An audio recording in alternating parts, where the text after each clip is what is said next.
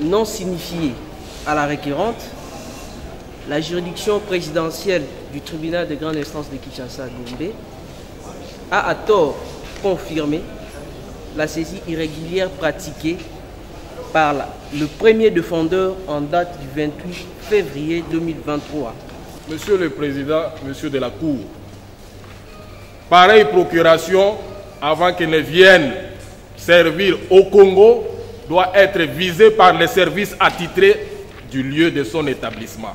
Le ministère public, près la Cour d'appel de Kinshasa-Gombe et la partie récurrente, l'ONG Management for Earth, une structure américaine, viennent en défense à exécuter et solliciter l'annulation du jugement rendu le 28 février 2023 au tribunal de grande instance de Kinshasa-Gombe en faveur de la partie défendresse Edouard Makenga et consorts.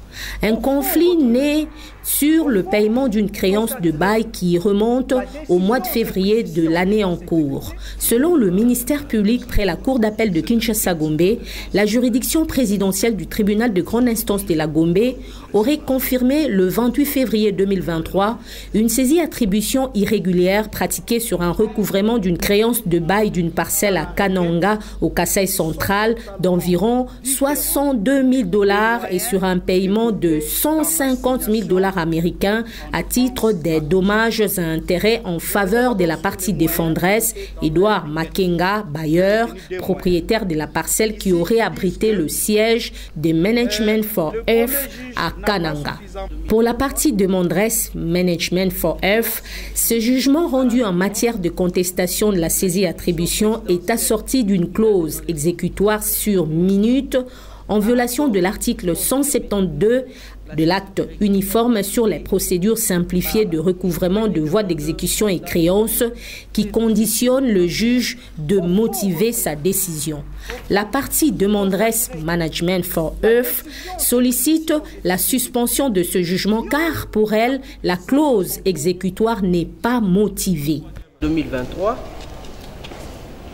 non signifié à la requérante, la juridiction présidentielle du tribunal de grande instance de Kinshasa-Gombe a à tort confirmé la saisie irrégulière pratiquée par le premier défendeur en date du 28 février 2023, poursuivant un recouvrement des sommes de 62 172,17 000 $ en principal et 150 000 $ à titre de dommages et intérêts. Que cette décision est assortie d'une clause exécutoire sur minute en violation de l'article 172 alinéa 2 de l'acte uniforme sur les procédures simplifiées de recouvrement de voies de créances qui conditionne le juge de motiver spécialement sa décision. On sait que le délai pour faire appel ainsi que la déclaration d'appel sont suspensifs d'exécution, sauf décision contraire spécialement motivée de la juridiction compétente. Nous avons rendu la décision à attaquer, ou la décision que nous avons formé appel. Vous allez voir que dans le dispositif, le premier juge n'a pas motivé sa décision sur le clause exécutoire sur minute. Au fond, votre honneur, au fond, vous constaterez que la décision entreprise ici en défense exécutée viole l'article 172 de l'acte uniforme portant procédure de recouvrement et voie d'exécution. Cette disposition dit à son dernier alinéa: les délais pour faire appel ainsi que la déclaration d'appel sont suspensifs d'exécution sauf décision contraire spécialement motivée de la juridiction compétente. Et là, ça rejoint même la Constitution qui oblige le juge à motiver spécialement les décisions. Votre honneur, vous constaterez que comme première violation, je suis au 16e feuillet, le juge dit ceci. Non, je commence d'abord par le 15e feuillet, in fine, Partant de ce qui précède, la juridiction dira recevable mais non fondée l'action mue par la défenderesse.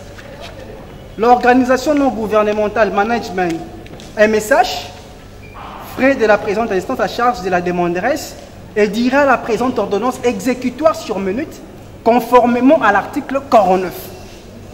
Votre honneur, le premier moyen, déjà vous voyez que la clause exécutoire n'est pas motivée comme l'exige la loi.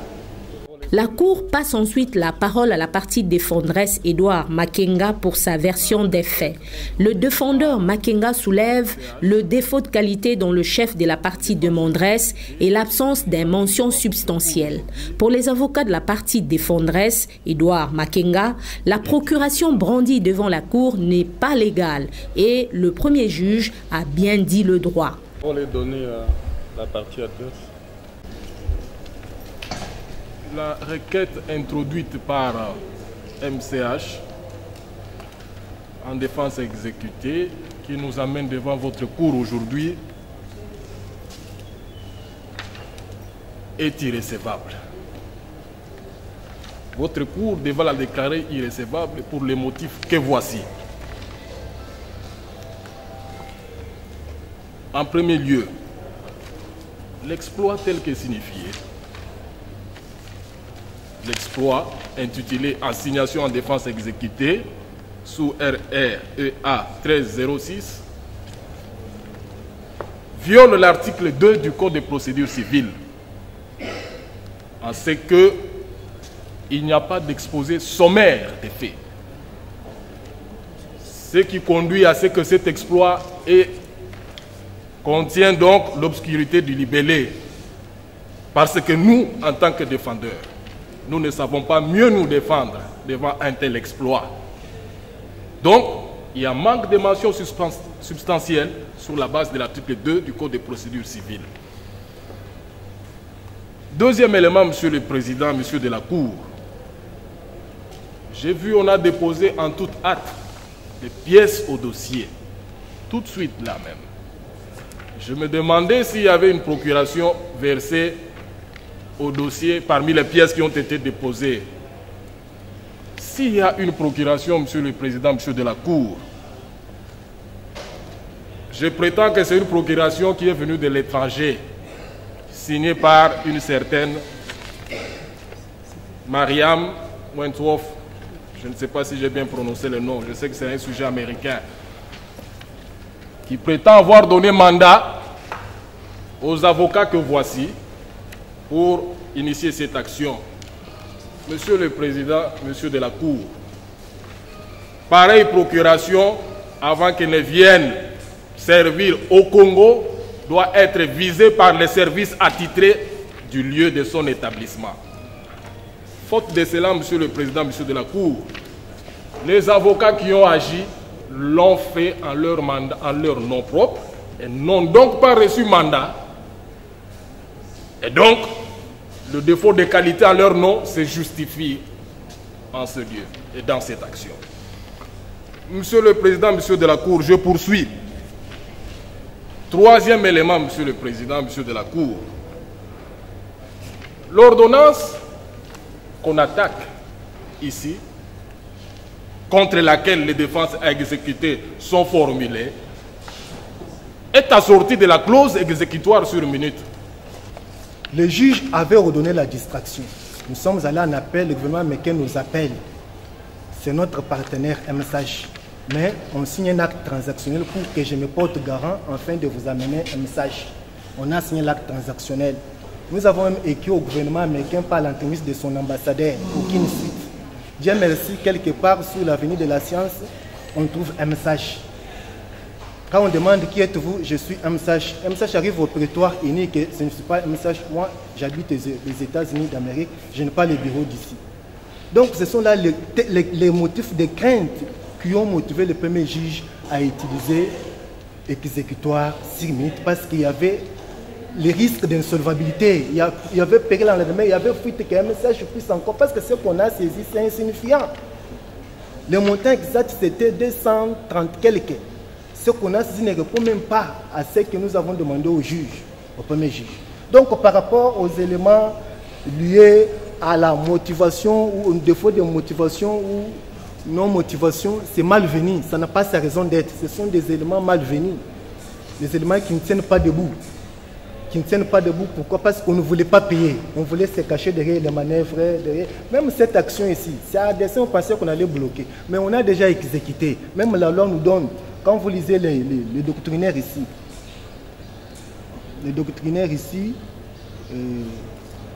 qui soutient que lorsque la décision a été rendue exécutoire sur minute et de l'exécution déjà entamée, même la défense a exécuté et sans objet. Donc comprenez qu'on ne peut pas se moquer des Congolais à tout moment. On quitte aux États-Unis pour venir se moquer de nous, on veut s'en approprier de nos biens, on veut nous déposséder, après on va nous dire qu'on vient nous financer. C'est ce qui a étonné le premier juge. Comment un sujet qui se dit nous sommes venus nous GD, qui n'a même pas de statut, qui n'a même pas une existence juridique, et qui vient par comédie, on a saisi et les débiteurs, les créanciers, notre client se fait payer en moitié. Donc le premier juge a bien dit les doigts, il n'a pas péché, il n'y a rien de mauvais. C'était pour sauvegarder l'intérêt d'un Congolais de bonne foi. Ce qui suscite un vif débat entre partis. En fait, l'assignation doit porter les mêmes arguments qui ont motivé le premier président à signer l'ordonnance pour assigner à bref délai. Or, dans le cas d'espèce, les moyens évoqués dans la requête sont totalement différents des moyens évoqués dans l'assignation en défense à exécuter. En matière d'exécution, en matière de défense à exécuter, parce qu'ils ont semblé nous donner une leçon, mais en réalité, ce n'était pas une leçon. Ils se sont embrouillés un peu dans la confusion, soit c'est l'obscur libelli, soit c'est la non-saisine, parce que quand vous reprochez la violation de l'article 2 du Code des procédures civiles, c'est pour conclure peut-être à la non-saisine. Alors que eux, ils ont comparu sans réserve. Ecobank RDC, intervenante volontaire, brandit les titres exécutoires, affirme se remettre à la sagesse de la Cour car elle aurait déjà entamé l'exécution de la créance et adressé une notification à la partie demanderesse Management for Earth pour information. A déjà été entamée et même a déjà été exécutée totalement. Versant au dossier la preuve de l'exécution ayant constaté la régularité des titres exécutoires présentés et les pièces annexes à cela. Et la société Ecobank a effectivement pris le soin de le notifier à la partie appelante. Et bien sûr, tout cela a été constaté par un PV d'huissier. Et par ailleurs, la société Ecobank décide de s'en remettre à la décision du tribunal. La Cour donne la parole au ministère public pour son avis. L'organe de la loi demande à la Cour de déclarer irrecevable la requête en défense à exécuter. La Cour va déclarer tout simplement cette requête en défense à exécuter sans objet, donc irrecevable, et vous aurez rendu justice. Après avoir entendu toutes les parties et l'avis du ministère public, la Cour clôt les débats, prend la cause en délibéré pour rendre son arrêt avant dire droit dans le délai de la loi.